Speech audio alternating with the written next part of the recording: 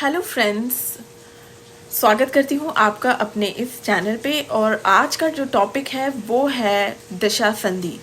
तो ये टॉपिक मुझे लगता है बहुत इम्पोर्टेंट टॉपिक है और हमको इसकी समझ होनी चाहिए, मुझे ऐसा लगता है। तो दशा संधि, जैसा कि आप सुन सकते हैं नाम से ही, संधि, इसका मतलब है कि कह सकते हैं, आपको इजी वर्ड्स में समझाने के लिए मैं ऐसा कह सकती हूँ कि जब एक महादशा ख़त्म हो रही होती है और दूसरी शुरू हो रही होती है तो बीच में कुछ फेज़ होता है, उसको हम दशा संधि कहते हैं। वो बीच का क्या फेज़ होता है? फेज़ ये है कि सपोज दो महादशा ले लेते हैं, एक जुपिटर की और एक है अगली वाली जो है शनि की। जुपिटर की जो है, जो कि होता है बृहस्पति, उसकी होती है 16 साल की दशा और सैटर्न की होती है 19 ईयर्स की। तो अब बीच का जो फेज़ होता है, मतलब कि जब उसके एंड का, जो जुपिटर के एंड की का जो कुछ टाइम होगा और सैटर्न के स्टार्टिंग का कुछ टाइम होगा, वो दशा संधि कहलाता है। अब ये क्यों है? क्योंकि जब बृहस्पति की दशा खत्म हो रही होगी, कुछ मान लीजिए 1.5 साल का, अप्रॉक्स 1.5 साल का जो टाइम होगा, उस टाइम पीरियड में आपको कुछ कुछ आइडिया लगने लगेगा कि मेरी नेक्स्ट दशा कैसे जाने वाली है।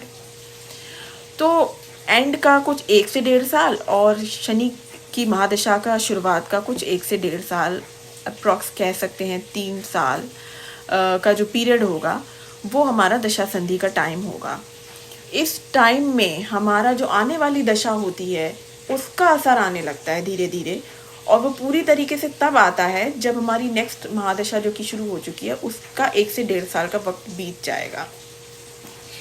तो इसका जो मतलब है वो सीधा सा ये है दोस्तों कि दशा संधि जो कॉन्सेप्ट है वो इसलिए है जिससे हम मेंटली जो है प्रिपेयर्ड हो जाते हैं कि हमारा जो नेक्स्ट आने वाला टाइम है वो कैसा है। हम मेंटली, हमको आइडिया हो जाता है उस टाइम का। अब एग्जाम्पल के तौर पे मैं आपको एक बताती हूँ कि जब हम एक कार ड्राइव कर रहे हैं और हमें आगे का अगर रास्ता पता है कि ऊबड़ खाबड़ है, तो हम पहले ही स्पीड स्लो कर देंगे ताकि हम उस पर सावधानी से चलें, सारी प्रिकॉशंस लेके चलें।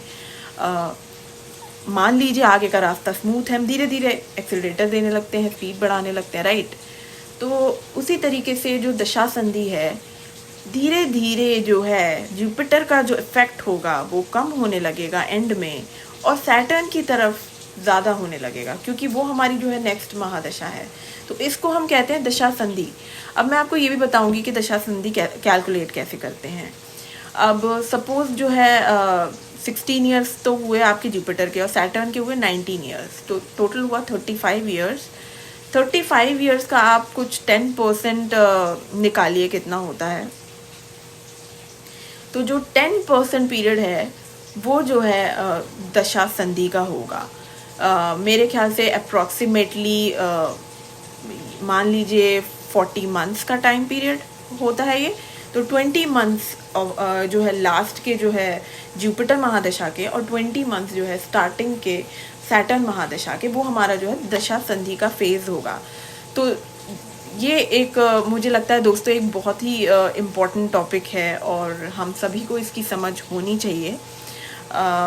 तो इसी के साथ मैं अपने इस वीडियो को ख़त्म करती हूँ और मिलती हूँ किसी और टॉपिक के साथ। फिर से जल्दी मुलाकात होगी, तब तक के लिए बाय बाय।